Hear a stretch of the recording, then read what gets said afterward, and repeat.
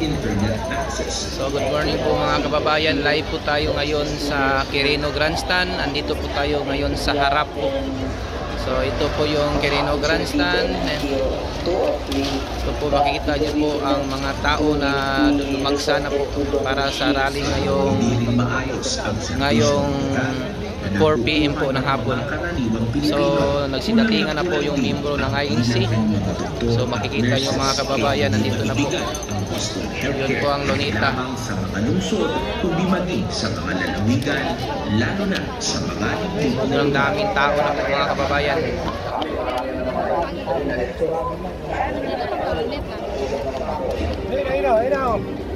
Maging ang kakulangan sa mga infrastruktura ay nagpapahirap sa buhay ng mga Pilipino. Apektado ang transportasyon, maging ang mga negosyo. Sa dulo, ilusan ito ay ang mga mamamayan. Mahirap yun talaga, mahirap mo naman yan. Pag ganyan, laking kabawasan naman sa kita namin yan. Kasi parang na pinikita namin sa ganyan eh. Wala kang pa. Wala talaga. Wala pang ano. Hindi ko sasabihin.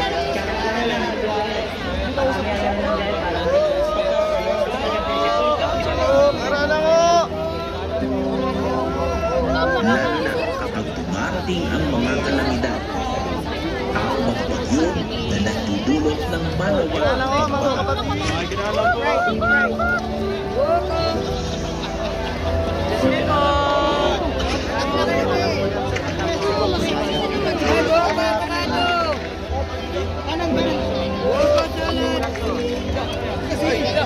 dahil sa kahirapang dulot ng mga problema ito, nahulog sa paggawa ng krimen o nahuhulog sa bisyo. Masigip na naman dito yung daanan.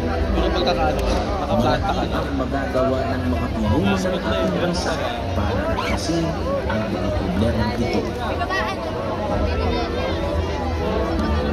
Pero kung uunahin nila ang pamayan sa politika, pansariling pagbibiganti o kapakanan, wala ang mangyayari sa ating bansa.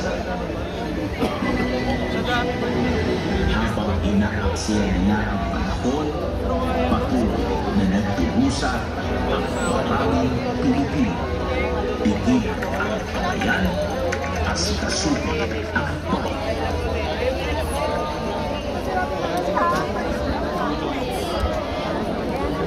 Ayaw, pigilan ang kawayan, suhin ang bayan. Nakakalimutan ngayon ang ating alingkod at awal ng kakakampipan.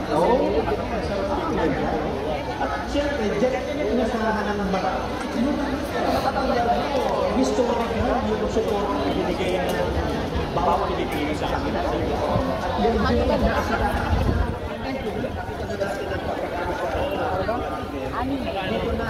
simula ang sila?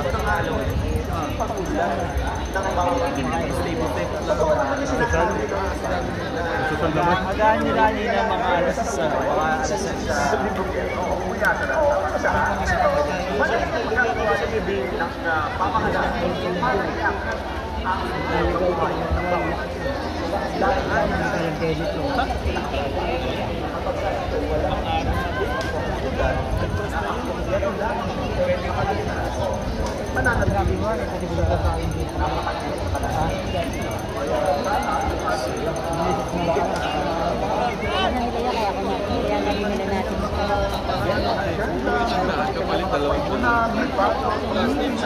Ngayon po, nakita niyo ito.